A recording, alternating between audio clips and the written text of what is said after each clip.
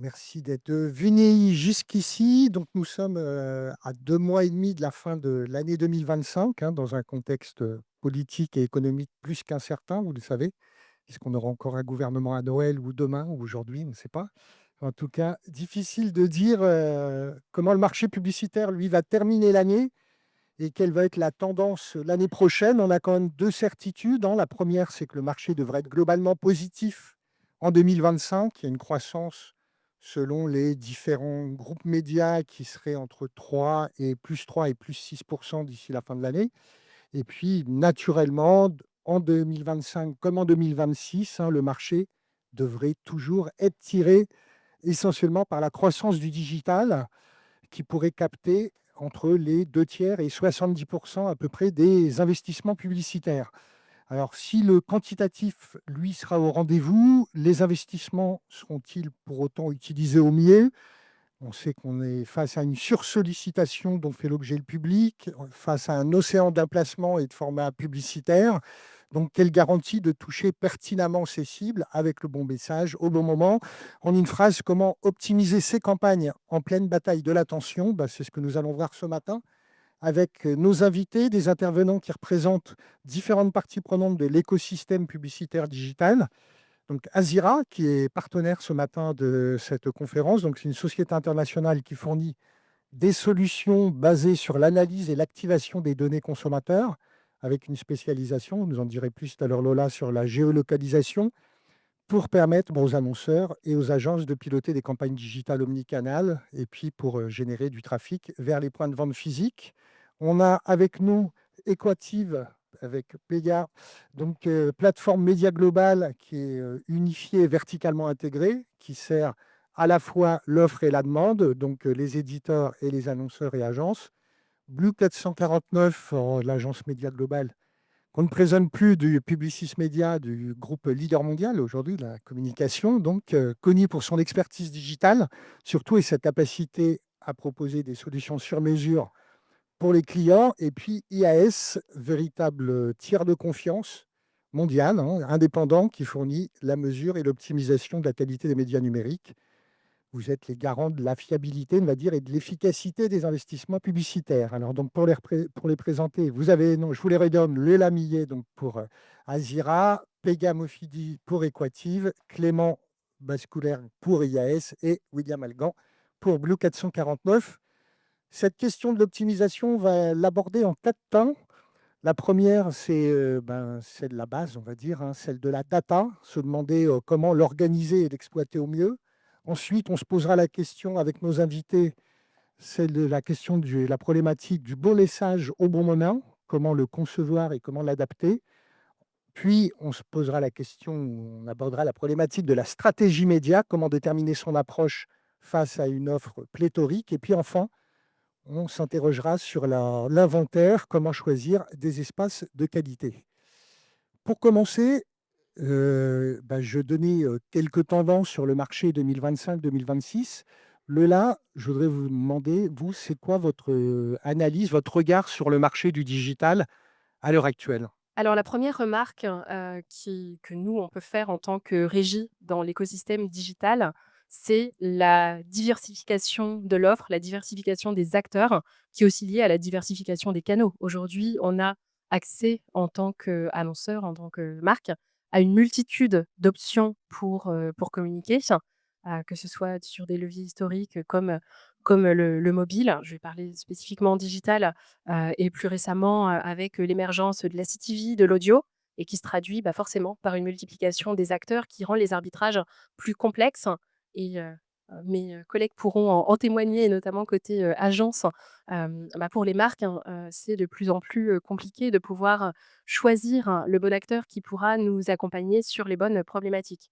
Ça se traduit notamment par, l'émergence de nouvelles solutions de mesure pour réussir à pouvoir, heu, attribuer les résultats au bon acteur et pour pouvoir, mesurer, on va dire, des signaux, nouveaux, des signaux différents, comme l'attention. J'ai parlé à quelques-uns d'entre vous, ce matin et c'est vrai que c'est, le mot qui, ressort, on va dire, de cette, matinée et c'est la question qu'on se pose tous, hein. Comment communiquer plus efficacement et comment générer de l'attention?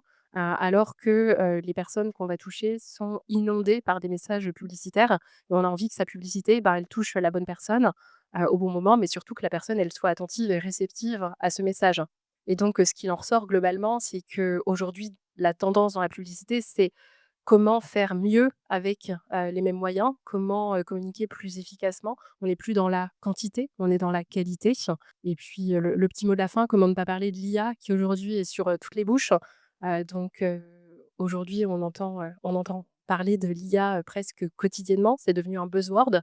Mais alors, quelle finalité a l'IA aujourd'hui, quand on le voit passer dans les communications? On a parfois l'impression, que c'est plus un moyen, mais simplement une finalité. Alors, quelle valeur peut réellement apporter, l'IA aux acteurs, qui en font, l'usage et comment on peut, l'utiliser efficacement pour aller dans le sens, de l'efficacité à la fois pour, les agences et les marques? Merci Lola. Clément Dola parlait de l'importance de la mesure de l'attention. Vous en connaissez un rayon dans le secteur, mais d'abord, comme on dit AS, nous expliquer un peu peut-être nous donner votre regard sur le marché, actuel et peut-être sur les prévisions, comme je le disais tout à l'heure.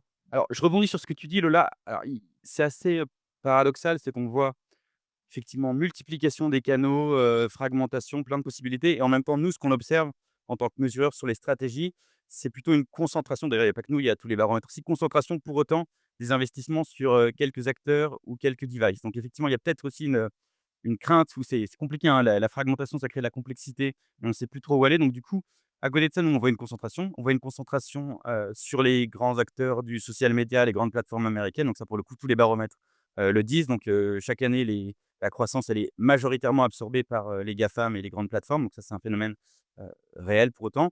Et le deuxième élément de concentration, ou d'effet un peu de tendance de mode, c'est aussi la CTV qui, pour le coup, est aussi en en croissance exponentielle cette année. Nous, on est un mesureur, donc on n'est pas là pour, dire où faut aller. Là, pour le coup, c'est la stratégie qui est, faite par les annonceurs, les agences, voilà, bref, on n'est pas là pour donner la strat. Pour autant, on fait des éléments de mesure et on apporte, un point de repère externe et neutre pour guider les choix. Hem, Quand on voit du coup cette augmentation, si je reprends les sujets, sur les plateformes sociales, il y a 2 points sur lesquels notre mesure elle est assez cruciale. C'est auditer ces plateformes de la même manière qu'on audite, le reste des acteurs, donc l'open web. Il y a une pression qui est mise par, les annonceurs et les agences sur les acteurs de l'open web, sur, les régies, les sites de presse et cetera.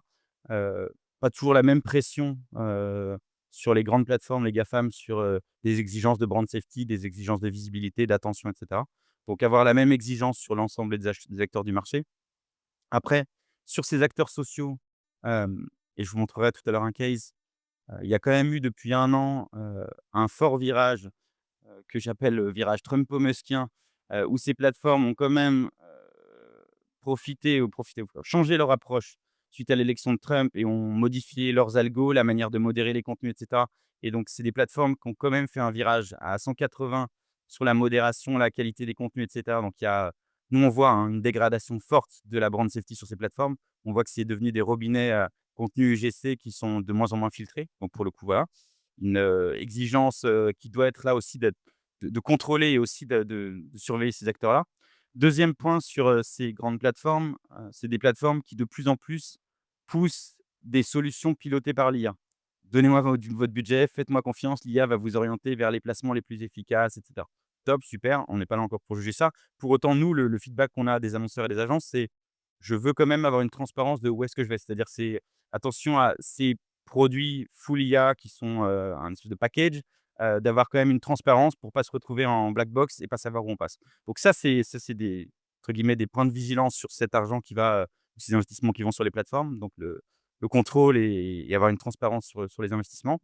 CTV, OK, super, top, on faisait de la télé, on fait toujours de la télé et là on digitalise la télé en CTV, c'est formidable. Pour autant, 2 points de bémol aussi ou de vigilance pour nous, c'est, attention à l'effet de mode de «je veux faire de la CTV» et derrière tous les inventaires ne sont pas aussi qualitatifs qu'on le désire.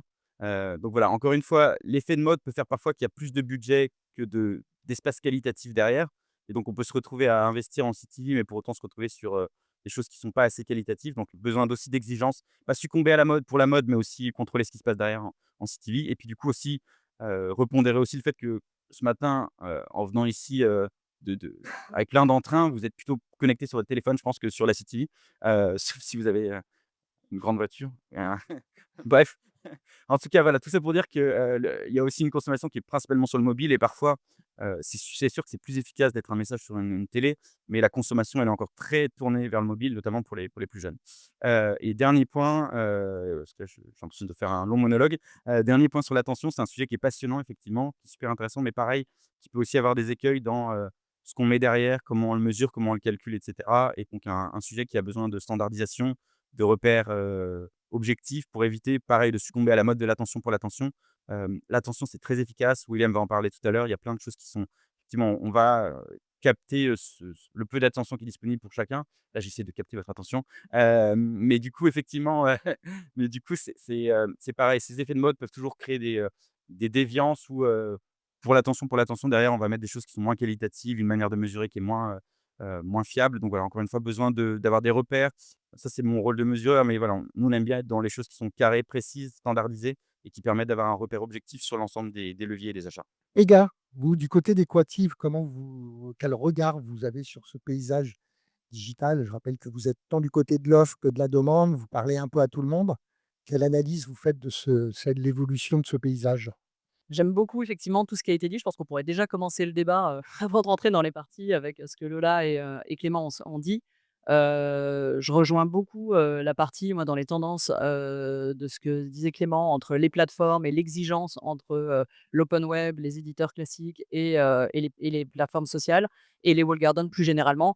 Nous, en tant que tech indépendante et comme tu le dis, autant côté demand que côté supply et notre métier historique quand même, on a 20 ans, maintenant aujourd'hui, une tech française, c'est important de le rappeler. Donc c'est vrai qu'effectivement, on a évidemment vu et on accompagne les éditeurs sur cette tendance très forte. Ce qui nous a frappé encore dernièrement sur des salons, en parlant avec des annonceurs, c'est auparavant, il y avait une accélération, on allait sur, la digitalisation des médias offline et cetera. C'était vraiment la première phase.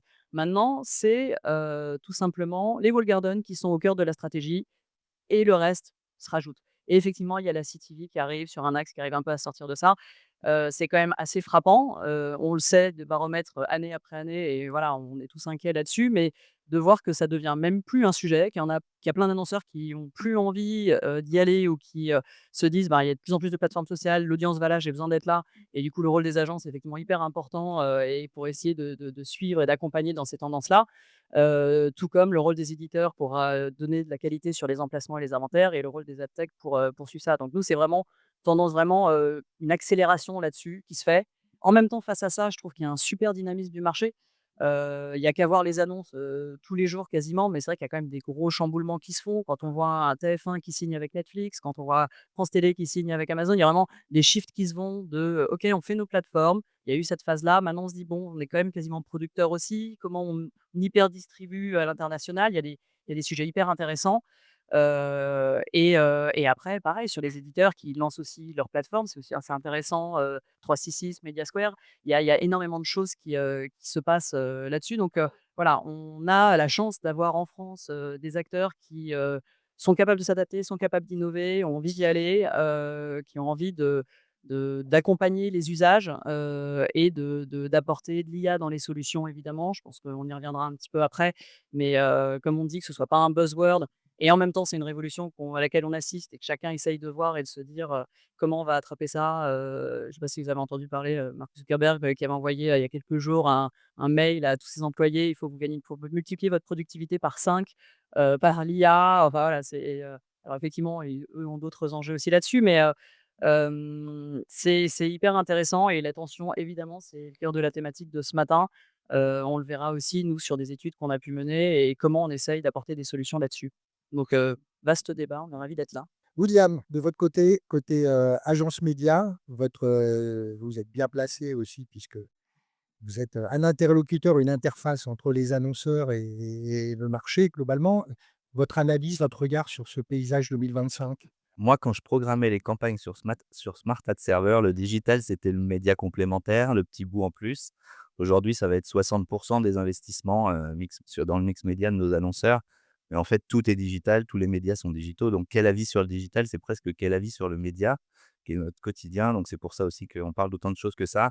Dans les quelques tendances je pense qu'il va y avoir deux trois redites, mais en gros, quand même, dans nos gros sujets, évidemment, il y a la vidéo qui continue à être au cœur de tout.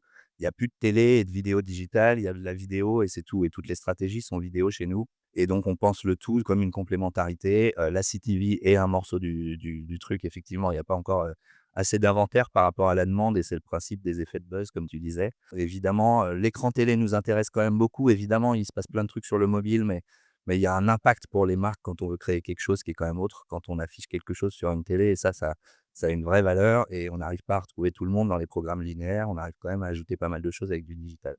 Donc on aime bien quand même cet écran parce qu'on fait pas que de la perf, bas de funnel avec des petits trucs qui font du retargeting. On fait aussi des histoires de marque, lancer des histoires et on a pas mal de choses à raconter et ce qui est important, c'est quand même aussi de passer l'émotion parce qu'au-delà du nombre de contacts qu'on va distribuer, ce qui compte, c'est l'émotion, c'est ce qu'on va retenir, en fait, parce que vous allez voir 1000 pubs dans la journée, donc c'est celles qui auront généré un petit truc chez vous que vous allez retenir. Les autres, malheureusement, elles auront peut-être coûté un peu d'argent, mais elles n'auront pas eu beaucoup d'effet.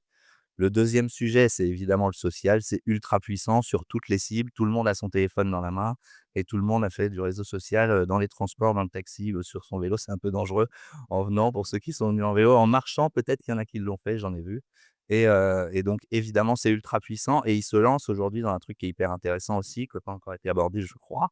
Il m'en reste un, dans la partie, social commerce, qui est un truc qu'on essaye de suivre pas mal dans les agences parce que c'est hyper intéressant. Aujourd'hui, il y a quand même TikTok Shop qui s'est lancé, c'est-à-dire que vous pouvez acheter un produit directement dans TikTok.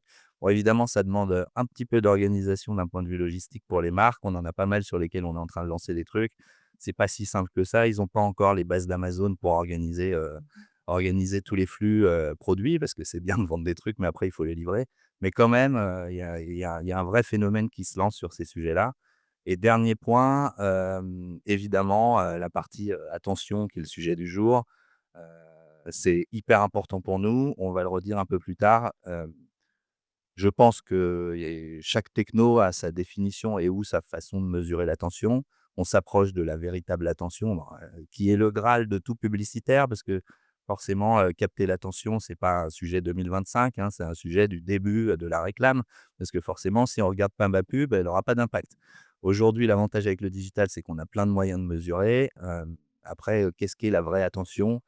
Je pense qu'on s'approche fortement en fonction des technos de ce qu'est vraiment une capacité de générer de l'attention. En tout cas, chez Blue et chez Publicis, à chaque fois qu'on a fait des tests en prenant ce KPI comme nouveau de KPI de pilotage après la visibilité ou après d'autres choses, à chaque fois, on a eu un incrément sur des données de considération ou de business.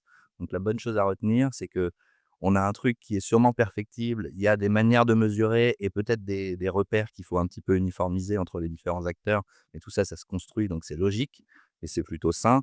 Et par contre, on s'approche de quelque chose qui fait que quand on optimise sur une donnée d'attention, quel que soit le mesureur et sa façon de le faire, on a toujours un uplift de nos campagnes. Donc on va dans le bon sens.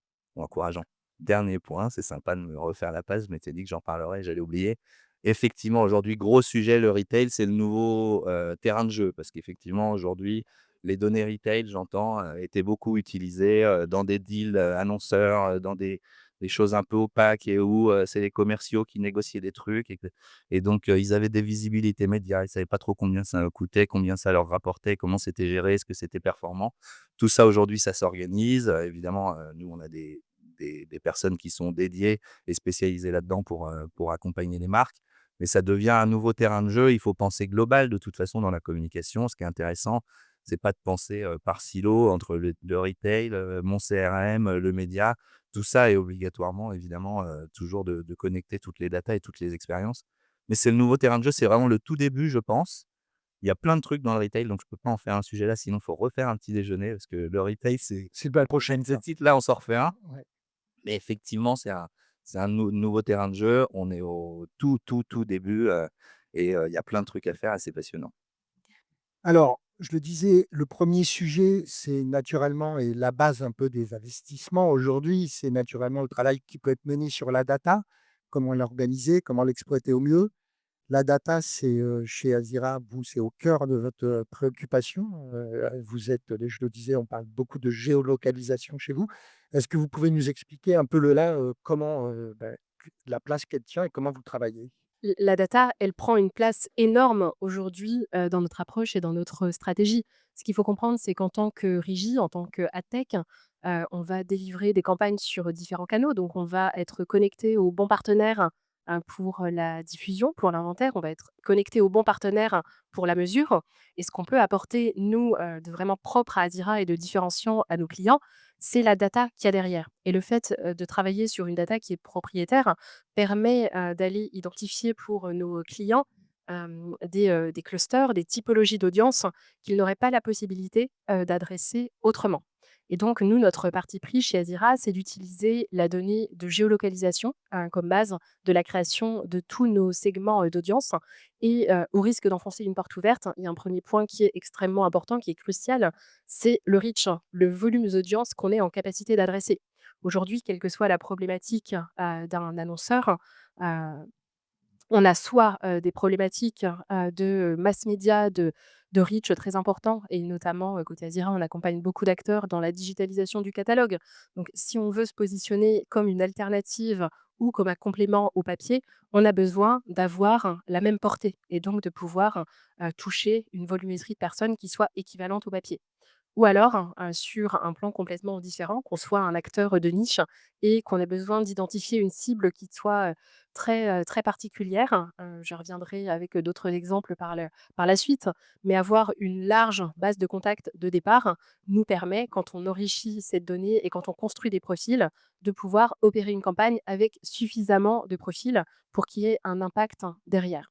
Donc, on parle de 80 des audiences, digitales adressables, chez Azira pour pouvoir optimiser la couverture sur cible et pour pouvoir construire des profils derrière qui soient intéressants. Donc, il y a plusieurs approches, hein, des multitudes de sources de données. De notre côté, on va privilégier la réconciliation de différents signaux pour pouvoir justement construire, ces profils avec une connaissance à 360 des utilisateurs et ce qui est vraiment différenciant, c'est l'utilisation de la donnée de géoloc.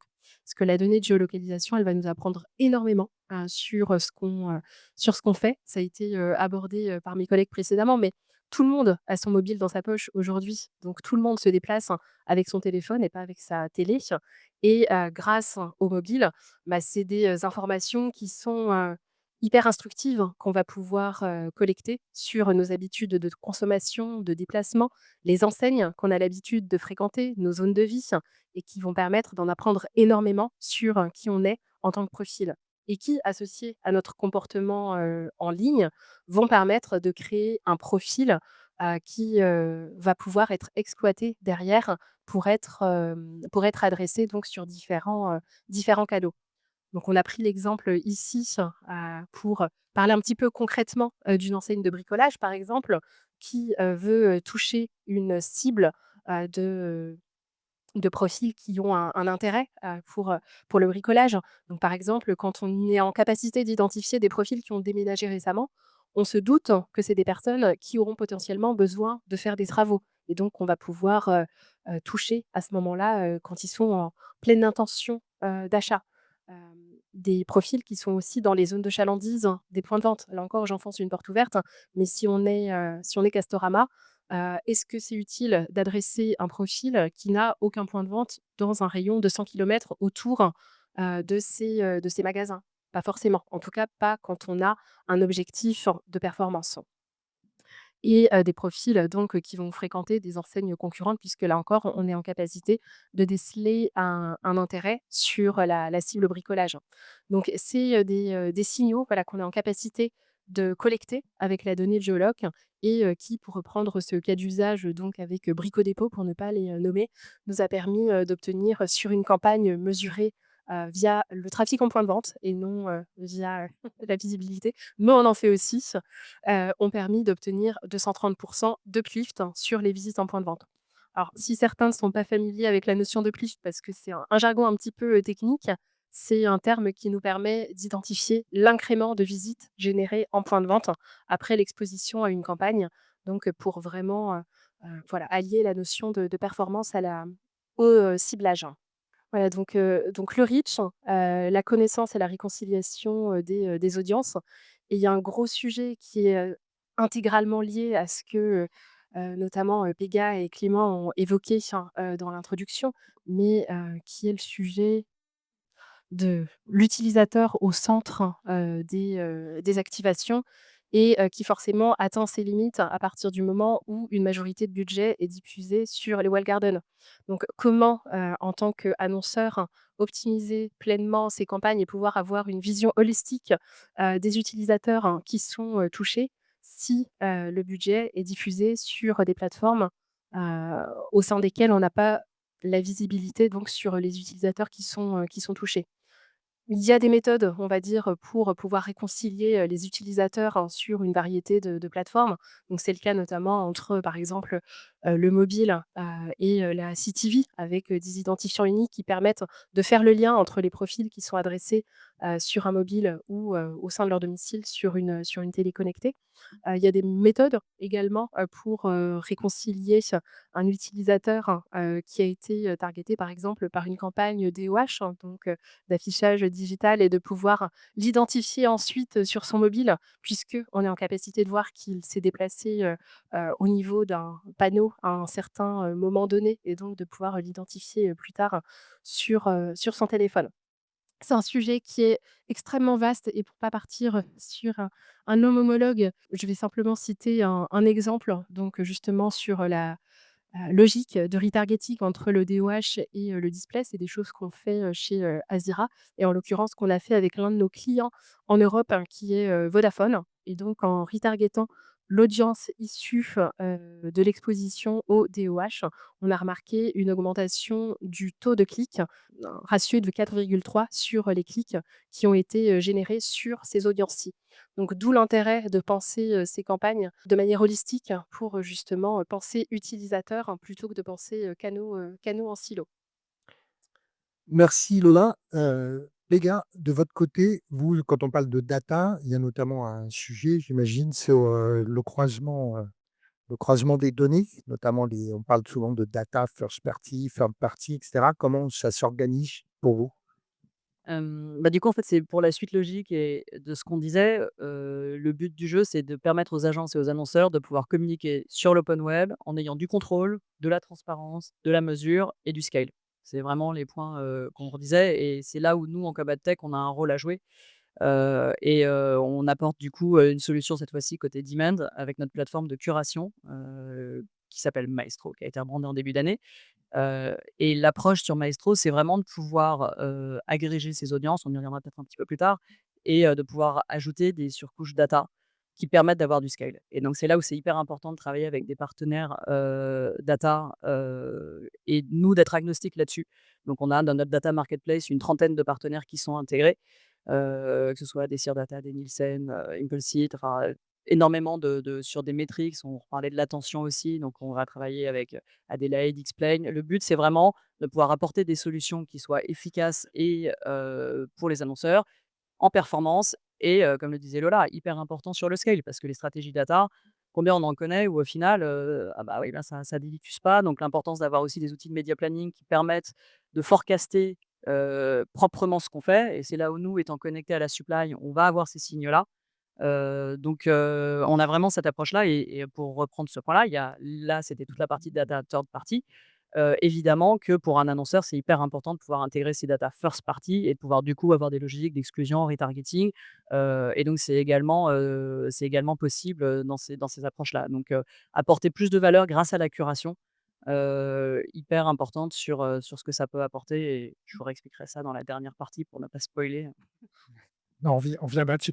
William, j'ai une petite question sur, cette data. Vous qui, travaillez donc avec un portefeuille annonceur assez large, comment aujourd'hui, on travaille justement sur la data de l'annonceur avec les siennes? Comment on posait la question de l'organiser, l'exploiter au mieux?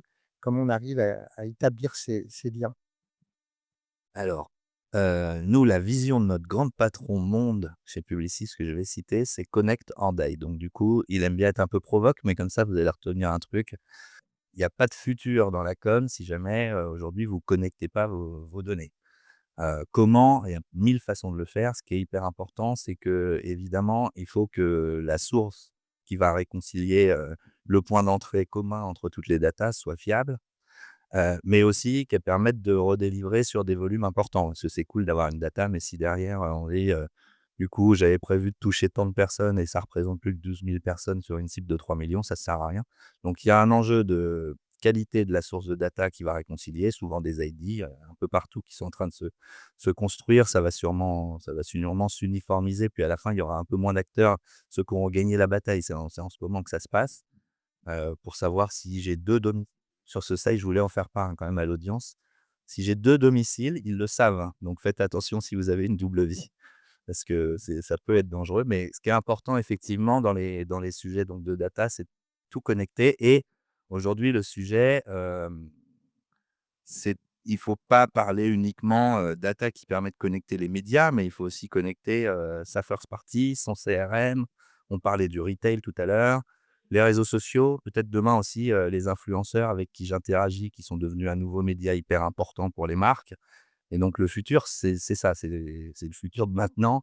En France, avec RGPD, parfois, on est un peu plus long quand même que dans d'autres pays, mais aux États-Unis, on a des solutions, avec un ID qui permettent de connecter, le consommateur de coca avec, l'influenceur qu'il connecte du moment, la donnée first party et de la donnée du retailer chez qui il a acheté ses canettes. C'est quand même ça qui est en train de se constituer. On a quelques barrières qui empêchent 2-3 petits Ah, trucs, ça va un petit peu loin quand même. ça peut aller un petit peu loin.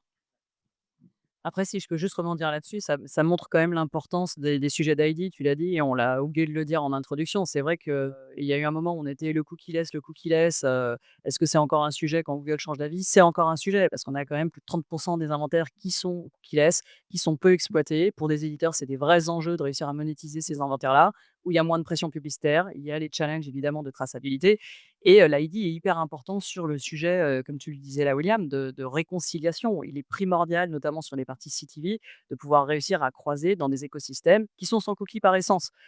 Toutes les parties ID du coup deviennent hyper importantes et d'où le fait, oui, de savoir, de pouvoir travailler avec tous les acteurs parce que là aussi, il faut du scale et faut réussir à connecter ça. Donc encore une fois, travailler autant avec Data First, Data Third Party et les alternatives ID, et le plus large possible pour pouvoir, toucher l'audience dont on a besoin, quoi. Sauf Lola, vous voulez rajouter un petit mot?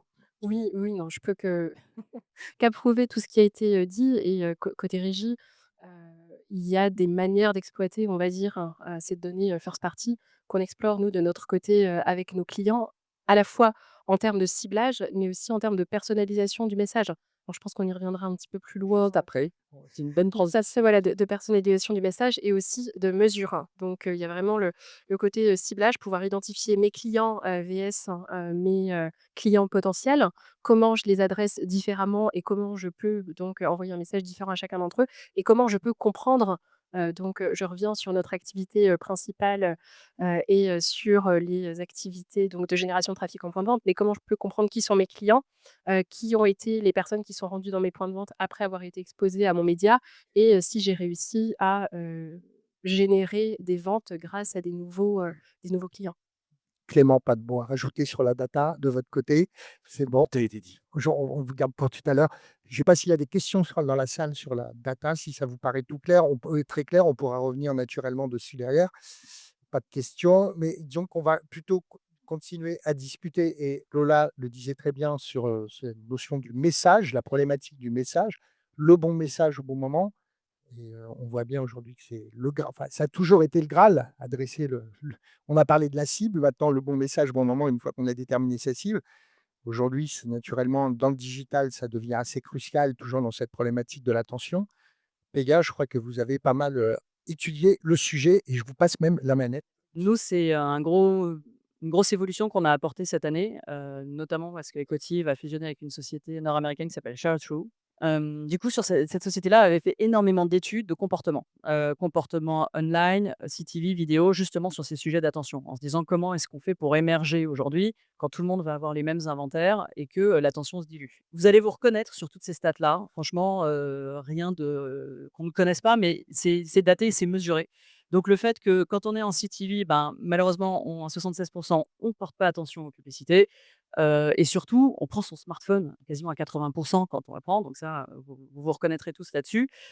Sur les vidéos, les usages des réseaux sociaux qui sont maintenant partout présents, c'est-à-dire qu'on regarde souvent, les vidéos sans le son. Et même quand il y a du son ou quoi, on va regarder les sous-titres. Enfin voilà, le regard, je crois que neurologiquement, ça doit être étudié et l'importance de l'adaptation, des parcours. Là, du coup, c'est vraiment l'eye tracking qui est mesuré et l'efficacité d'une publicité, quand c'est intelligemment intégré à un contenu. Encore une fois, rien de neuf sous le soleil, mais là, les stats qui sont toutes à plus de 70 sont quand même assez drastiques. De se dire: «Bon, bah, très bien, j'investis pour un annonceur mon budget là-dessus, faut que j'en ai pour mon argent et comment j'arrive à garder, comme nous on essaie de garder votre attention, comment on arrive à garder l'attention du téléspectateur?» Là, Donc tout le monde prend des photos. du coup, en fait, on a sorti donc les creative enhancement dans un bon, franco-américain, donc en fait de l'écran enrichi par IA, donc surtout toujours le côté simplicité. On a une ad tech, donc on vient de là. Donc ce qu'on va faire, c'est finalement, tester, tout un set. Donc il y a plein de créas qui existent, qui sont on the shelf, donc vraiment déjà prêtes, templétisées, pour que ce soit en workflow hyper simple et opérationnel. Sur ces formats-là qu'on a mesurés, elles ont plus de 52 une amélioration sur l'attention, sur tout ce qui est fait et donc là, vous avez, un exemple sur de la CTV, vous en avez d'autres avec juste du coup, des countdowns ou des sous-titres. Donc rien que le fait de rajouter sur des vidéos des sous-titres ou des titres améliore la performance et là, on l'a mesuré sur plus d'une quinzaine de nos campagnes qui ont été menées. Et là, ce format que vous voyez ici, qui est assez marrant, c'est, ce qu'on appelle chez nous, encore un bon franglais, du sport sticker. Donc l'idée, c'est qu'on reprend la vidéo de base de l'annonceur, on rajoute le L shape, encore une fois automatisé et on va à l'intérieur mettre un capteur d'attention qui devient quasiment du serviciel. C'est-à-dire qu'on va donner les résultats sportifs, de tous les résultats, de toutes les compétitions, enfin de la compétition que vous avez choisie. Donc, ça peut marcher sur la Ligue 1, ça marche sur le golf, ça marche sur Roland Garros. Et ça va faire qu'on avait vu juste avant 76 qui décrochent pendant la publicité ou qui prennent leur smartphone. Là, effectivement, ça les intéresse, donc ils restent connectés.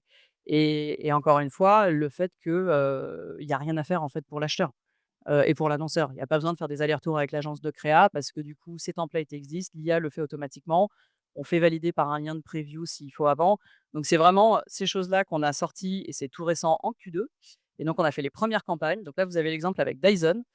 Et là, c'est une autre variante. On avait le sport sticker, là, c'est, l'overlay météo. Et alors là, en plus, on avait complexifié les choses, c'est que du coup, on fait l'overlay météo pour Dyson, donc résultat météo en temps réel, dans les villes, autour de l'affichage et de la DCO on top. Et donc la DCO, c'est qu'on avait rajouté une surpression quand il faisait plus de 25°. Je redemanderai à Jennifer, mais, plus 25°. Merci Jennifer.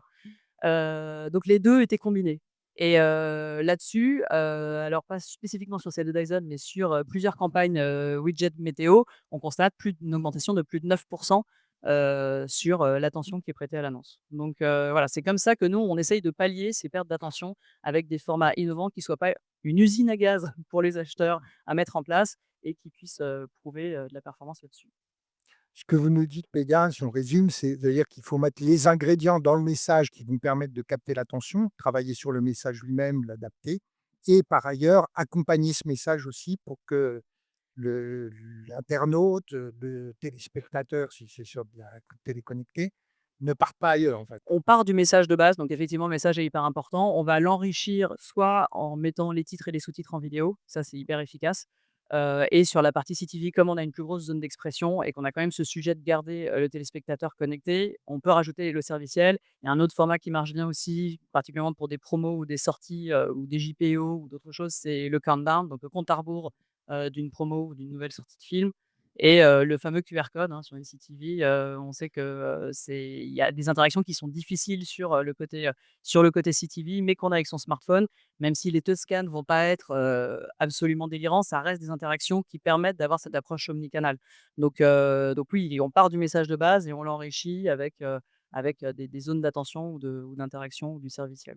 On va passer la parole à William pour nous parler justement aussi du bon message. Juste une petite question sur cette mesure de l'attention. Alors, on en parlera tout à l'heure beaucoup sur l'attention à travers les inventaires, etc. Mais ça veut dire qu'aujourd'hui, l'attention aussi, le message, c'est aujourd'hui une notion importante dans cette mesure de l'attention. Nous, là-dedans, notre rôle, encore une fois, on est un mesureur, c'est égal, elle vous vend du rêve. On est tous, elle a un brief, on est tous convaincus. Sauf que là, elle vous met +9, +15, +150 et cetera. Demain, vous allez voir quelqu'un d'autre qui va avoir des chiffres. Nous, en fait, on va juste être là pour mesurer et avoir les mêmes chiffres d'un partenaire à l'autre. Encore une fois, sinon sans repère, si chacun a un thermomètre qui est différent, bah, c'est compliqué de savoir quelle température il fait aujourd'hui. Donc, pour éviter de mélanger les degrés, les Fahrenheit, et cetera, on est un mesureur. Donc sur la tension, aujourd'hui, ce qui est intéressant en digital, c'est qu'effectivement, il y a des premiers éléments historiques qui existent, notamment la notion de visibilité. Donc vous allez voir si le format est sur, la page que vous êtes en train de regarder, s'il y a un certain nombre de surfaces, de temps, et cetera. Le point, c'est que ça peut être sur la page, mais vous pouvez être en train de regarder ailleurs, et cetera. Donc nous, ce qu'on fait pour, mesurer cette notion d'attention en digital, c'est rajouter des briques supplémentaires, et notamment introduire cette notion d'eye tracking, qui va effectivement regarder si le regard se concentre sur une zone de l'écran, si possible celle qui est de la publicité. Donc encore une fois, par contre l'eye tracking, je vous rassure, on n'est pas encore dans Big Brother, il y en a pas partout. Donc c'est des modèles qui sont, sur des panélistes qui acceptent d'être, mesurés et après on fait des extrapolations. Et ce qui est intéressant, c'est qu'en fait en digital, comme on a pas mal de choses, on peut aller de plus en plus loin. Donc effectivement, on a pu aller encore plus loin que cette notion de visibilité et aujourd'hui pouvoir, regarder avec l'eye tracking si, en plus d'un format qui est sur la page, il y a des zones de chaleur qu'on observe via l'eye tracking. Donc ce qui est intéressant, c'est d'aller plus loin, d'apporter des chiffres, voilà, complémentaires. Après, ce que j'évoquais tout à l'heure, c'est que le marché, il avance là-dessus et William, tu as raison, c'est ça qui est passionnant. On ne fait pas de la pub pour, juste être visible, on fait de la pub pour générer l'attention derrière du business, et cetera. Mais nous, en tant que mesureurs, on fait ça aujourd'hui, mais il y a plein de mesureurs qui le font. Ce qu'on appelle juste et ce qu'on attend, c'est, la création d'un standard.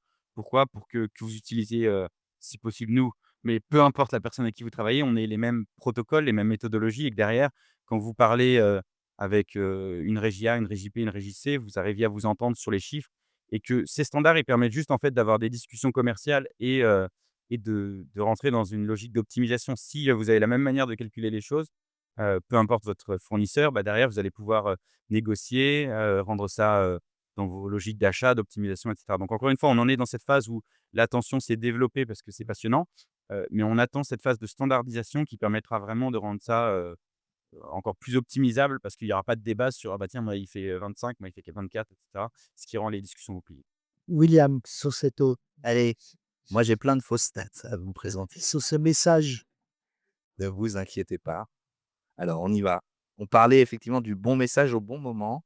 On a évidemment, chez Blue et chez Publicis plein de cases, de trucs très technologiques sur comment adresser le bon message à la bonne personne au bon moment avec plein de croisements de data mais j'ai voulu présenter un truc un peu plus simple ce matin pour montrer qu'on pouvait faire des choses bien avec des scénarios assez simples en réfléchissant au bon message au bon moment et je me suis dit: «Je vais essayer de nous replonger dans un moment sympathique».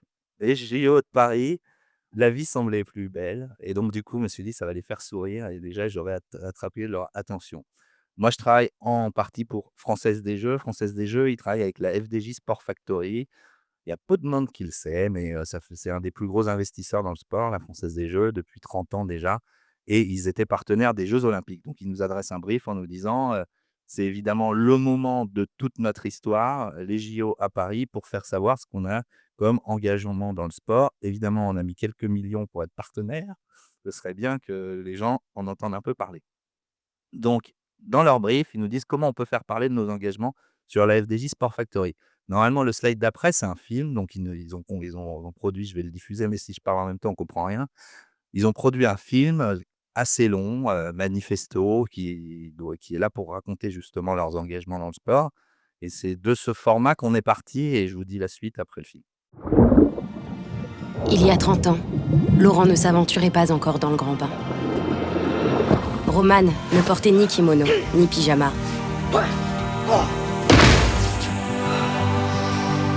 Il y a 30 ans, Enzo ne rêvait pas de triompher, juste de marcher.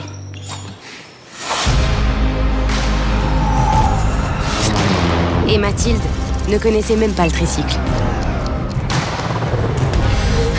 Mais il y a 30 ans, FDJ soutenait déjà Tony, Laura, Lucie et bien d'autres. Parce que cette ferveur sportive ne s'éteint jamais et que la France accueille les Jeux Olympiques et Paralympiques de Paris 2024, FDJ donne à 52 athlètes français les moyens de dépasser leurs ambitions, de faire rayonner leur discipline et d'offrir des souvenirs à toute une nation. FDJ leur donne la force d'atteindre leurs rêves. Parce que gagner à Paris, c'est faire gagner la France.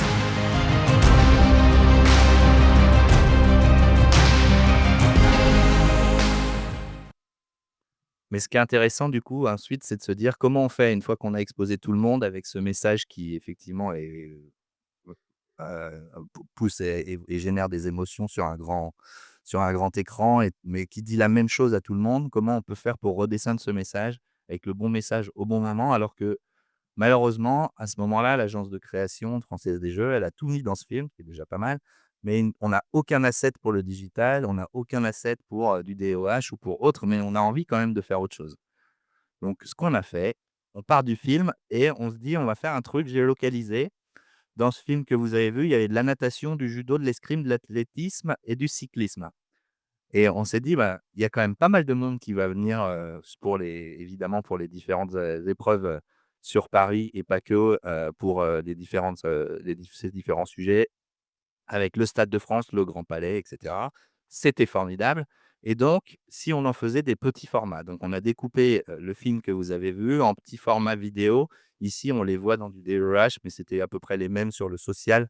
Le format se ressemble, c'est à peu près les mêmes contraintes. En gros, personne n'écoute le son, on est sur du vertical et il faut que ça dure pas trop longtemps et que ça montre le bon message assez rapidement et la banderole, elle est là dès le début, dans ces formats-là.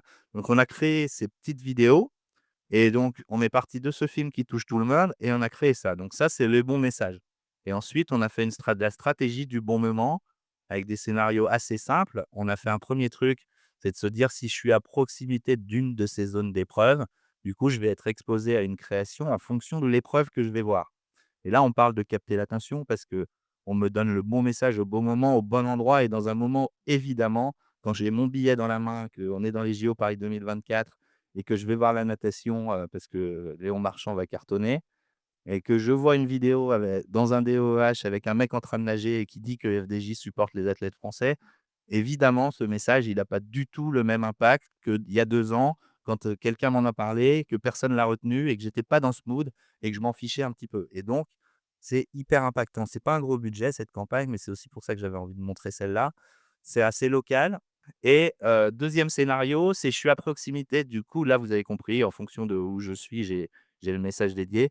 Si j'étais à proximité d'une autre activité, on avait fait des films un peu génériques et on faisait tourner des créations sur mobile et sur des DOH. Et après, on avait un scénario de retargeting sur mobile de ceux qui étaient venus justement voir les différentes activités et on les retouchait avec le film et on se disait qu'effectivement, si j'ai vu quelque chose il y a 2 jours, c'est quand même que je suis encore dans un mood de et donc mon message est assez fort. Donc en fait, une démonstration assez simple, pas ultra technologique, même s'il a fallu un peu de data quand même, parce que généralement derrière les démos simples, il y a des petits trucs compliqués à créer. Mais c'est ça en fait le bon message au bon moment et vrai chiffre, je crois. En fait, derrière ça, on a 86 des exposés qui associent la FDJ aux Jeux olympiques. Alors, c'est pas que cette campagne-là. On avait mis un peu de budget sur quelques masses médias, mais c'est 12 points de plus que ceux qui ont pas été exposés. Donc, toutes choses égales par ailleurs. C'est-à-dire que ceux qui ont vu ce truc, ça a eu un vrai impact en plus, alors que c'est une campagne qui coûte pas très cher en budget. Et plus 14 points sur ceux qui associent carrément la FDJ à ses athlètes, à la FDJ Sport Pack Story et tous les athlètes qu'ils accompagnent. Voilà, petite démonstration du bon message au bon moment pour capter l'attention et générer des pertes. On a compris qu'il y avait donc, le bon message dans le bon contexte, avec un message personnalisé en fonction de la thématique et cetera. Le là, vous de votre côté chez Azira, vous travaillez beaucoup avec les points de vente sur les enseignes. C'est quoi le bon message? Quel, critère on prend en compte? Comment on travaille sur ce bon message dans ce contexte? Alors je pense qu'on vient de voir 2 exemples qui sont, extrêmement parlants et que j'adore et ce qu'il faut en retenir, c'est que ces campagnes et les chiffres sont là pour en attester. Elles ont été efficaces parce qu'on se met dans la peau de l'utilisateur final et de ce qui va l'intéresser. Donc, Pégal a dit, soit on lui apporte du service, soit on lui apporte un contenu qui est en relation avec ses intérêts. Donc on cherche, il y a vraiment cette recherche créative de se dire comment en tant que solution, technologique ou en tant que solution créative, je peux apporter de la valeur, à l'utilisateur final. Alors nous, côté Azira, on va plutôt se positionner, du point de vue de l'information et du service et en travaillant beaucoup avec, des enseignes à réseau. Ça passe, par des petites actions qui sont, très simples, mais qui en même temps, sont très efficaces en termes de résultats. Donc ça peut être, du fait d'afficher, l'adresse de mon point de vente le plus proche, hein, sur la pub que je suis en train de consulter pour être redirigée vers, l'adresse pour s'y rendre. Ça peut être aussi un petit peu plus, technique et potentiellement afficher les produits qui sont en vente dans mon point de vente, hein. Donc on travaille avec énormément, d'enseignes de grande distribution, alimentaire qui ont pas toujours une offre qui est équivalente d'un point de vente à l'autre et donc en tant qu'utilisateur, moi je vois un produit, je sais que mon produit, il est vendu dans mon point de vente. On peut même imaginer d'aller un cran plus loin et de se dire, qu'on peut se connecter, aux, outils du, client et à des flux produits pour imaginer qu'un jour, on voit un produit dont non seulement on sait qu'il est vendu dans ce point de vente, mais on sait qu'il est en stock. Imaginez sur, des cas d'usage, par exemple dans, l'ameublement, je vois une pub avec un super canapé, j'ai envie de l'acheter, je vais faire 30 kilomètres pour aller dans mon magasin et là, il est plus en stock. C'est hyper déceptif, hein, pour l'utilisateur et donc si, voilà, si on va jusqu'au bout, de ce qu'on peut faire en termes de connectivité avec, les, infrastructures, clients, voilà, c'est des cas d'usage, hein, auxquels on travaille, chez Adira et qui permettent vraiment, d'effacer ces petites frictions, côté, utilisateur et de leur apporter, on va dire, de la valeur dans la publicité. Égard, Timon? Effectivement, je rejoins Lola là-dessus. On voit une vraie appétence sur ces formats shoppable ads, et la connexion au flux produit, je pense que c'est vraiment l'étape d'après, parce que, comme tu le dis, l'exemple du canapé est parfait, mais de savoir s'il y a une promo, s'il y a du stock avec les données en temps réel et ça, c'est aussi, une solution que nous, on apporte maintenant et c'est tout nouveau, parce qu'on est aussi, ad server, encore une fois, côté supply et sur les ad servers on-site avec Camino qu'on a racheté et donc, il y a la capacité aujourd'hui de faire, des shoppable ads enrichis avec les flux produits. Donc ça, c'est tout Génial. nouveau, ça a pas encore été fait, donc avis aux annonceurs qui veulent tester, hein. Deuxième brique. On revient donc en fait à la première question qui est celle de la data et des connexions aussi avec les data. La question qu'on peut se poser aussi, c'est dans un univers, on l'a vu, qui est quand même, pléthorique, se poser la question, aujourd'hui de la stratégie média. Myriam? Alors d'abord, la bonne nouvelle, c'est que comme il y a plein d'offres, il y a besoin d'agences pour aider à choisir. Donc ça, c'est Bien. bien. Deuxième point, effectivement, c'est assez compliqué, même s'il y a quand même, comme on disait en introduction, beaucoup du budget qui part sur les mêmes acteurs. Mais nous, notre travail, c'est effectivement d'aider à qualifier et à choisir les différents canaux. Aujourd'hui, ce qui est important, c'est déjà de choisir quelle est sa cible et quel est le bon KPI, qu'est-ce qu'on a envie de faire. Donc évidemment, ça paraît bête comme ça, mais dans un brief, si on n'est pas d'accord sur la cible et l'objectif, on est mal barré. Donc il faut déjà se mettre un peu d'accord là-dessus. Ça arrive souvent qu'au moment d'un bilan, on se dise: «Ah mais moi je trouve que ça a marché, moi je trouve que ça a pas marché». Ouais, mais on regarde pas la même chose. Donc premier truc, définir le bon KPI. C'est quoi mon objectif? Une fois qu'on a déterminé le bon KPI, avec qui on va le mesurer? C'est vrai qu'il y a quand même pas mal de mesureurs tiers externes qui aident, qui apportent de la donnée, qui rendent le discours crédible et il y en a quand même pas mal sur la place de marché. Voilà, on parle évidemment avec Clément sur IAS, sur, les 3/4 de nos clients. On a des sujets évidemment importants, mais et c'est important d'avoir évidemment la bonne solution de mesure. Donc, j'ai le bon KPI, la bonne solution de mesure. Une fois que j'ai ça, généralement, nous, auprès de nos annonceurs, pour établir la stratégie, une fois que je mesure bien, sauf si je viens de démarrer, et là, évidemment, on apprend tout de zéro, mais quand on est dans du run, on va dire, bah, tu prends 80% de ton budget, je schématise un peu, mais tu prends 80% de ton budget, tu le mets sur ce que tu sais qui fonctionne, puisque tu mesures et que ça fait des années qu'on travaille ensemble. Et évidemment, pour en tirer le meilleur ROI, ce serait bête de vouloir le mettre ailleurs. Tu le mets sur ce que tu sais qui marche et tu continues à l'optimiser. Et après, tu prends 20%, 10%, ça dépend des taux de risque acceptés par les clients. Mais tu prends une partie de ton budget et celui-là, tu l'investis sur des nouveaux trucs. Alors, bah oui, parce que le marché, il change tous les jours. Il y a des nouvelles offres, des nouveaux ciblages, des nouveaux trucs, des nouveaux formats, des nouvelles technos qui arrivent tous les jours, évidemment. Et donc, il faut tester parce que sinon on reste dans son carcan et petit à petit, eh ben, on va pas voir des nouvelles trucs arriver et puis, sa performance va baisser de 1% tous les ans et au bout de 3 ans, on aura perdu du temps. Et une fois qu'on teste, il faut 2 systèmes de mesure. Nous, généralement, c'est ce qu'on essaye d'avoir, un système de mesure rapide qui permet de prendre des décisions vite parce qu'on peut pas prendre 2 ans à chaque fois qu'on teste quelque chose pour savoir s'il marche. D'ailleurs, malheureusement, nous, on essaye de proposer à nos clients des trucs sur un mois et eux, ils nous disent qu'il faut que ce soit décidé en 48 heures. Mais on essaye de trouver un peu le juste milieu. Mais Mais ce qui est important, c'est d'avoir un système rapide basé sur des KPI, disons, intermédiaires. Donc là, l'attention est hyper bien parce que tous nos cases que je disais en introduction, qu'on a menés chez Blue et chez Publicis, ont tous montré, vraiment, vraiment tous, une corrélation entre le pilotage de l'attention et mes données de considération et ou mes données business. Donc, il faut quelque chose d'intermédiaire. Souvent, maintenant, c'est l'attention. Avant, c'était la visibilité. Avant, c'était le fait d'avoir un nombre d'impressions. Donc maintenant, on est plutôt sur ces sujets-là. Donc généralement, le KPI intermédiaire, c'est un KPI média, mais sauf que quand on va voir le COMEX de nos clients avec des résultats de KPI média, ils s'en foutent. Ils nous disent, moi, l'attention, je m'en fous. Moi, je veux savoir combien tu as vendu de produits en plus. Et donc, évidemment, nous, on a plein de tableaux en vert et lui, il dit, mais il n'y a personne qui rentre dans mon magasin. Et donc, le deuxième truc, mais ça, on ne l'a peut-être pas toujours en temps réel, le deuxième truc, c'est d'avoir des données avec un peu plus de recul pour valider les stratégies. Et là, c'est autre chose, c'est du temps un peu plus long, mais il y en a besoin et c'est ce qui valide qu'on a les bonnes stratégies. Là-dessus, les différentes mesures, ça dépend toujours du KPI qu'on a fixé, mais bizarrement, dans le COMEX, souvent, c'est du chiffre d'affaires, de la marge, du nouveau client, du trafic en magasin. C'est logique, évidemment. Et donc, une fois qu'on a fixé ce KPI, nous, on travaille beaucoup avec des technos de MMM, de modélisation un peu plus robustes, qui nécessitent un peu de temps. Tout le travail maintenant de ces solutions-là, c'est d'essayer de nous donner de l'info robuste dans un temps un peu plus court, parce que jusqu'ici, on avait des données qui étaient sur, 1 année et il fallait attendre l'année d'après pour dire: «Est-ce que la stratégie qu'on a mis a fonctionné cette année?»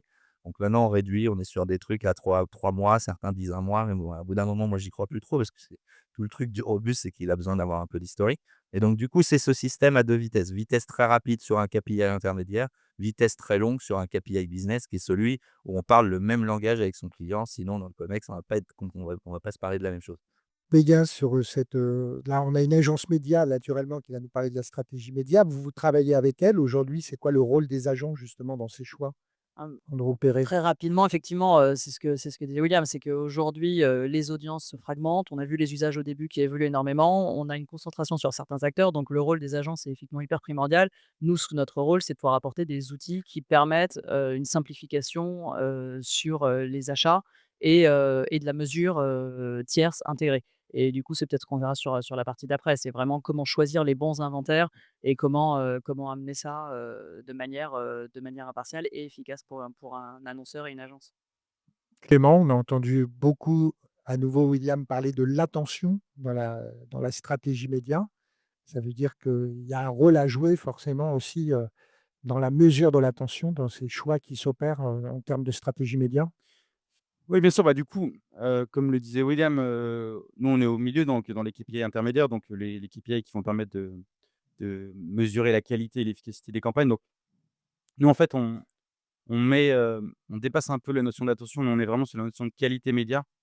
Qualité média, c'est, effectivement que le message soit vu, soit génère de l'attention, mais c'est aussi, j'en parlais tout à l'heure, éviter, les contextes qui vont être problématiques parce que du coup, il y a une notion positive dans la pub, mais il y a aussi une notion négative. Si vous êtes associé à un contenu qui est non safe ou, pas approprié, bah, c'est destructeur pour votre marque.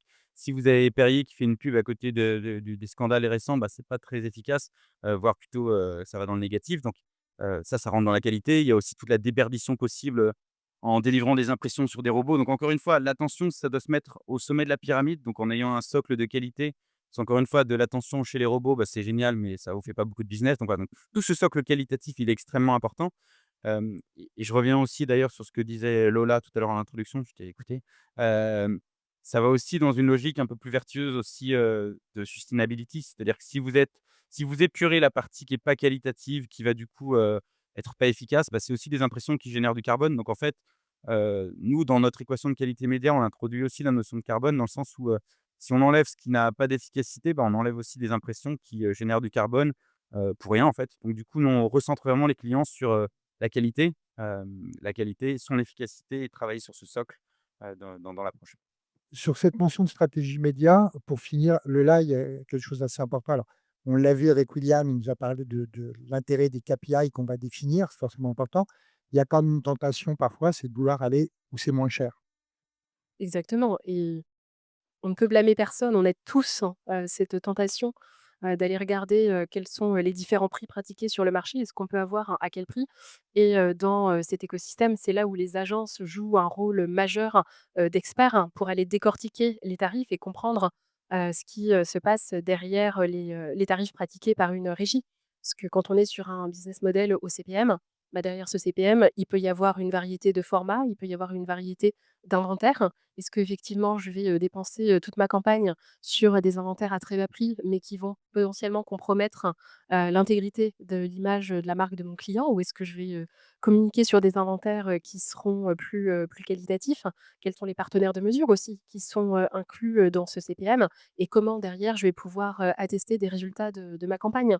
Donc, voilà, je pense que c'est toute une réflexion, sur laquelle, on a la chance, hein, d'être accompagné par, les agences avec lesquelles on travaille pour, épauler les clients dans les meilleurs choix, possibles face à cette variété d'acteurs.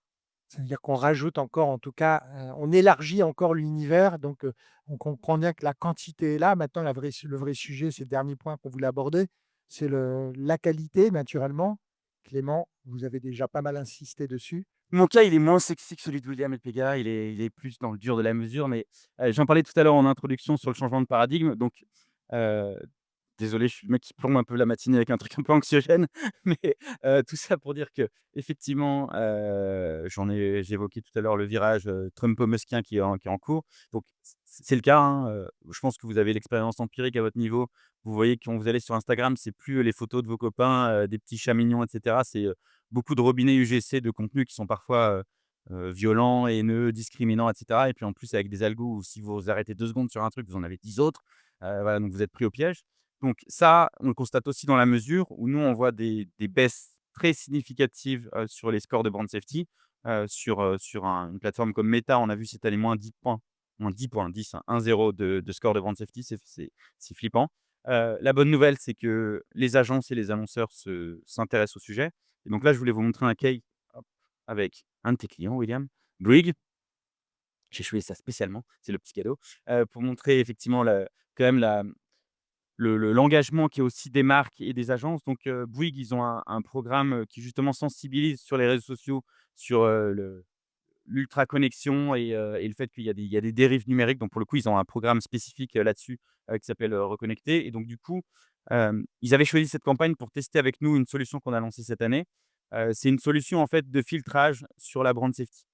Aujourd'hui, quand vous faites de la pub, sur Instagram, sur Facebook, donc du coup, vous êtes, à côté de contenus qui peuvent être problématiques. Donc, c'est les contenus qui sont avant, après ou au-dessus, en dessous. Ce qu'on a mis en place, c'est un filtre où en fait, on va, informer Meta des contenus, on le fait aussi avec TikTok, on le fait aussi avec YouTube, donc on le fait avec toutes les plateformes. Là, en l'occurrence, le case, il est sur Meta. On va les informer, en fait, des contenus que la marque ne souhaite pas. Donc chaque marque va partager son niveau de tolérance qui peut être plus ou moins élevé selon, la sensibilité de la marque, selon ses produits et cetera. Et donc nous, on va prévenir Meta et ils vont filtrer du coup sur la base de nos scores, pour associer uniquement des contenus qui sont, sains et safe pour les marques. Jusqu'ici, c'est intéressant, mais vous allez me dire, voilà, c'est un filtre de brand safety. Ce qui est très intéressant, c'est qu'en fait, on s'est aperçu que ça faisait un cercle vertueux. C'est-à-dire que être à côté de contenus safe, et donc pertinents, ça génère aussi on a vu aussi un uplift aussi sur la visibilité et l'attention. Donc en fait, être dans un écosystème plus sain génère aussi une capacité pour les marques à engager davantage avec les consommateurs. Vous n'allez pas passer à un truc, flippant, haineux, à une pub et dire: «Ah bah tiens, si je regardais la dernière promo». En fait, on s'aperçoit que quand vous êtes à côté de choses qui sont, bah, voilà, plus saines, plus du journalisme, plus des infos et cetera, bah, du coup, l'attention et l'engagement de l'utilisateur est plus fort pour aller après sur une marque. On n'est pas sur des gens qui vont swiper ou scroller et passer, d'un truc flippant à une pub, facilement. Donc on s'aperçoit qu'on a gagné des points aussi, sur la visibilité et sur les notions d'engagement et d'attention qu'observe Bouygues sur ses réseaux. Donc voilà, il y a vraiment un cercle vertueux de qualité où, l'écosystème de qualité génère du coup plus d'engagement et plus d'attention pour les marques. Donc, la qualité, c'est pas juste pour éviter le pire et se faire plaisir, ça a aussi de l'efficacité, pour les marques avec qui on travaille. 2 remarques par rapport à ce que vous dites. Vas-y, Il Julien. y a 2 choses. Il y a d'abord Bouygues Télécom, c'est quelque chose qui vous unit tous, hein, puisque vous travaillez tous avec, Bouygues Télécom, y compris chez Blue 449. Et deuxième chose, il y a une plateforme que vous citez pas, c'est assez drôle et c'est marrant parce que j'ai eu un rapport il y a quelques jours qui montrait que c'était la plateforme la plus épinglée sur les contenus et notamment de désinformation, c'est TikTok. TikTok qui est celle aujourd'hui qui suscite sans doute le plus grand intérêt de la part du marché. C'est celle qui aujourd'hui véhicule le plus de contenus problématiques aujourd'hui. C'est assez intéressant. Je ne sais pas si vous travaillez avec Alors, ce là, j'ai j'ai focalisé ou j'ai insisté un petit peu sur Meta, mais c'est la même chose, j'ai le même discours sur TikTok, j'ai le même Ouais. discours sur YouTube, sur toutes les plateformes. Mais là, sur cet inventaire, la qualité de l'inventaire, pour vous aujourd'hui, c'est un enjeu également, j'imagine? Oui, bien sûr, on ne peut pas promouvoir un ciblage, de qualité, des créatives, de qualité, une mesure de qualité sans contrôler, forcément les inventaires sur lesquels on diffuse. Pour ça, je pense que l'écosystème dans lequel on s'intègre est, capital et permettre d'être intégré en direct avec des acteurs qui, filtrent aussi, l'inventaire à la source nous permet de garantir à nos clients un inventaire, qui sera plus qualitatif. On est ravis, de travailler avec Equative, sur ce Nous sujet. aussi. Nous aussi, c'est le meilleur feedback, donc merci, hein. De côté supply, c'est nous l'approche qu'on a. C'est-à-dire que c'est vraiment là où on a un rôle à jouer et c'est ce qui est attendu de nos clients, côté supply et côté demand. On est, un SSP mondial indépendant. Il faut qu'on apporte, une valeur sur les inventaires qu'on va amener. Il faut qu'on aide les acheteurs à pouvoir les sourcer et les choisir facilement. D'où encore une fois notre plateforme de curation Maestro, où vous allez pouvoir forecaster et choisir les ciblages et avoir surtout les volumes en temps réel parce qu'on lit tous les enchères qui sont faits sur tous les DSP. Donc, vous pouvez aussi adapter ça et adapter vos politiques de prix et rajouter effectivement des couches de mesures indépendantes et tierces, du filtrage de trafic avec d'autres, tous les acteurs pour éviter tout ce qui est MFA, tout ce qui va être bot. Enfin voilà, ça c'est la base, mais c'est primordial.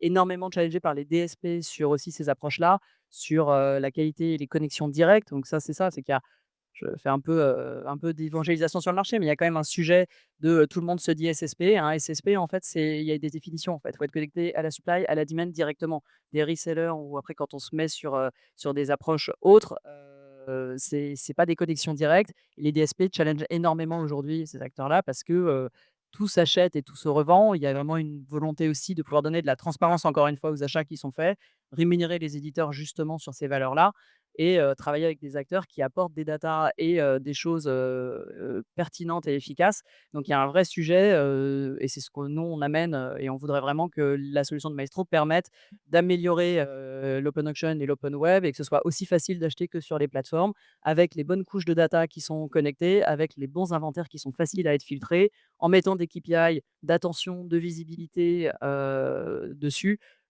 pour qu'on arrive aux performances. Donc c'est vraiment, le cœur de ce qu'on fait et c'est pour ça et en plus en rajoutant des formats un peu sympas, pour amener de l'émotion comme disait William donc voilà et il y a aussi, pardon, la possibilité d'aller sur des choses sustainable et d'avoir des green PMP. Donc là encore avec des partenaires comme Scope3 qui vont automatiquement filtrer, les inventaires, sur des pages qui évitent effectivement encore une fois des pages trop chargées ou, plusieurs appels, donc ce qu'on appelle les nodes dans notre petit jargon. Et là je rejoins, Clément, on constate effectivement la même chose, l'efficacité quand vous faites du green aussi et être dans des environnements qui sont connectés directement et qui sont moins chargés, ça apporte aussi de l'efficacité publicitaire. William, de votre côté, vous êtes les arbitres, vous arbitrez, vous faites des choix. La notion de qualité de l'inventaire, j'imagine qu'elle est essentielle. Oui, il y a un truc important, on parle beaucoup des plateformes, faut quand même pas oublier un point, c'est le transfert de valeur d'une marque média à la marque qui investit dessus. On en parlait tout à l'heure en disant si tu es en face d'un environnement négatif, c'est quand même compliqué d'avoir un truc positif quand je reçois le message. Si je suis sur un site caution qui raconte des trucs intéressants et qui a une vraie valeur éditoriale, c'est pas le même transfert. On oublie ça parce qu'on vit un peu dans les tableaux Excel de data, de trucs, de taux, de machin et tout, et on oublie de revenir sur le bon sens. Mais attends, mon truc, il a été vu à côté de quoi? Dans quel contexte? Le mec, celui qui a vu la pub, il était en train de faire quoi à ce moment-là? Et dans quel environnement? Et donc, je pense qu'il y a un vrai truc qui est plutôt une bonne nouvelle, c'est qu'il y a quand même un truc de valeur à aller chercher pour les éditeurs, reconnus, les éditeurs de presse qui sont quand même assez en difficulté, évidemment sur les sujets digitaux, mais il y a plein de nouvelles façons d'aller chercher de la valeur avec les nouvelles technologies. J'ai 2 exemples de techno. Alors évidemment, en investissant chez ces éditeurs, j'en profite à chaque fois que j'ai une assemblée pour dire que c'est aussi de notre responsabilité de choisir nos investissements et donc si on met tout dans les plateformes, on ne peut pas rentrer le soir chez soi en se disant qu'on a fait quelque chose pour la liberté de la presse et la liberté d'expression et regarder ses enfants en disant: «J'ai tout mis dans les plateformes». Donc chacun doit faire cet effort-là. C'est dur parce qu'on est guidé par la perf et qu'effectivement, les inventaires sur Meta, ils valent 0, sur TikTok aussi. Donc si j'en mets plein, à la fin, j'ai quelque chose. Mais quand même, il y a aussi un truc de responsabilité mais c'est pas forcément contre-performant. Et donc, il y a des nouveaux formats et des nouvelles choses qui arrivent. Je reviens à mes 2 exemples après ma petite leçon, mais je porte le discours. C'est on a monté 2 produits qui sont intéressants et qui illustrent le truc. 1 chose, ça s'appelle Social Publishing. C'est un produit qu'on a sorti chez Publicis, mais qui existe, aussi ailleurs, mais moi je vous le raconte publicissement. Mais en gros, on a fait des deals avec des éditeurs pour qu'on puisse publier sur les réseaux sociaux, sur leurs réseaux sociaux, des messages de marque avec leur caution. Une sorte de publi édito des réseaux sociaux. 2 avantages, d'abord pour la marque, après pour l'éditeur. D'abord pour la marque, ça veut dire que quand je poste le même post sur les réseaux sociaux, mais que c'est l'éditeur qui le raconte, ça a pas du tout le même impact parce qu'évidemment, il est caution. La condition, c'est qu'il a le droit de nous dire, «Je veux pas poster ce message», évidemment, mais c'est quand même la marque qui le produit. Donc vous avez un post sur les réseaux sociaux, tout type de plateforme, qui est posté par une marque éditoriale et qui parle d'une marque, en contrepartie évidemment d'une rémunération, et c'est hyper performant. Il faut pas en abuser parce qu'on voit qu'on est quand même à la limite entre l'information et la publicité et dans nos métiers, on est toujours en train de surfer sur cette limite-là. En même temps, le publi édito, vieux comme la terre, c'est exactement ça. Donc là, c'est une version sociale du publi édito.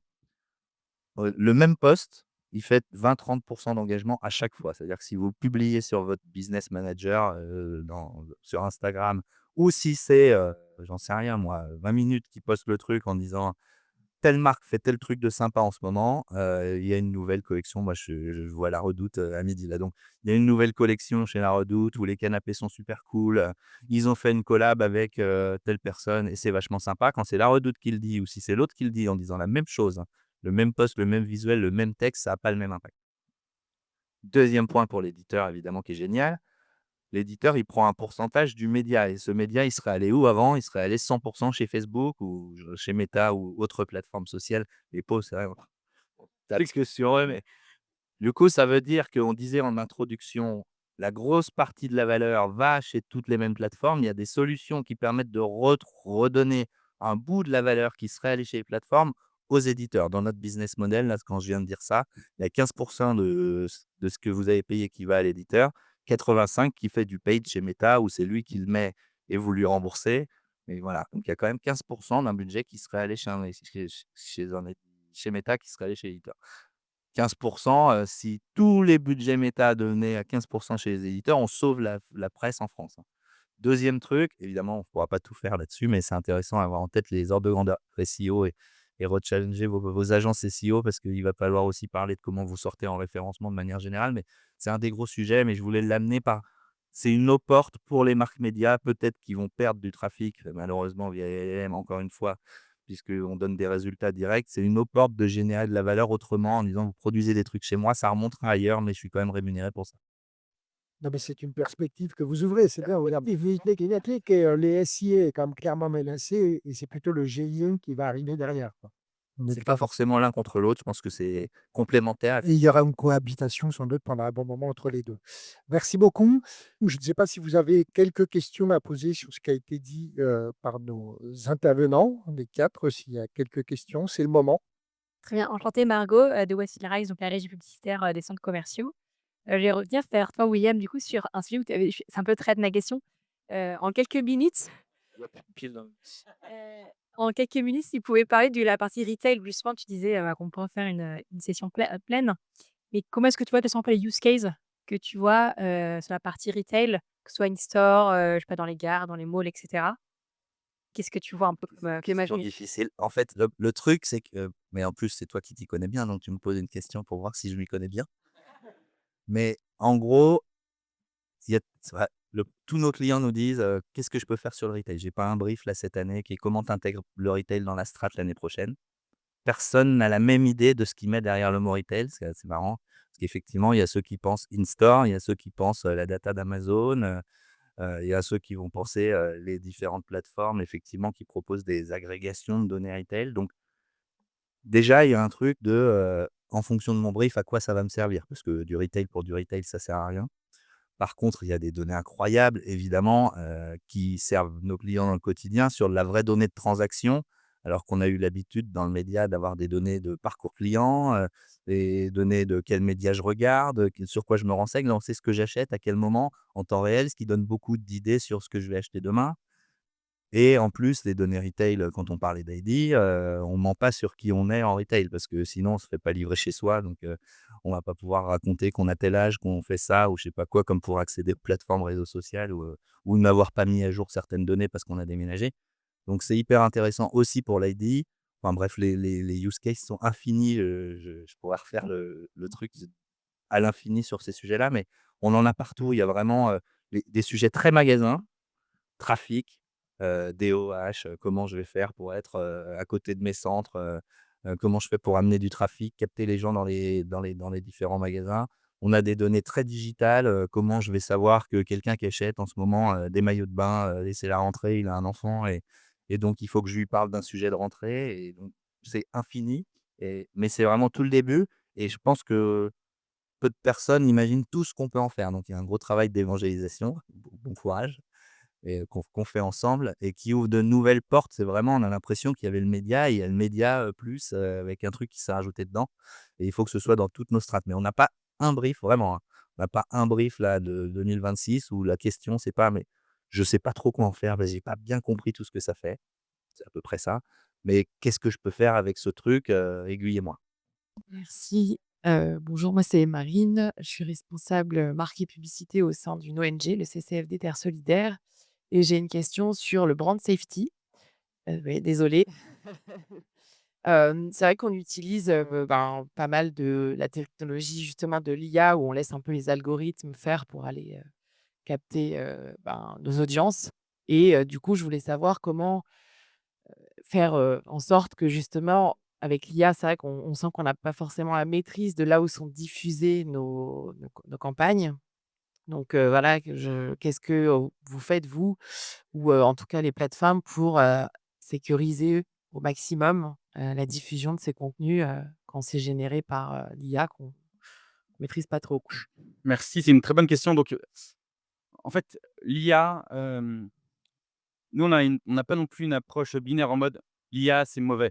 Derrière l'IA, il y a aujourd'hui plein de journalistes, je ne sais pas si tu le fais Didier, qui utilisent l'IA pour faire des articles et pour autant, c'est des bons articles. Voilà, non mais ça peut être un fabuleux, vecteur pour être plus productif comme le dit, Mark Zuckerberg ou pour, aller plus vite, se corriger et cetera. Donc en fait, nous, notre, sujet en tant que mesureur sur la brand safety, c'est aller chercher tout ce qui est accéléré par l'IA, mais qui reste des sujets négatifs. Donc, la création à la volée de contenus, négatifs, de fake news, de désinformation. Donc on va vraiment se concentrer, heu, en tout cas pour l'instant, sur, la partie négative qui est accélérée de manière, incroyable par l'IA.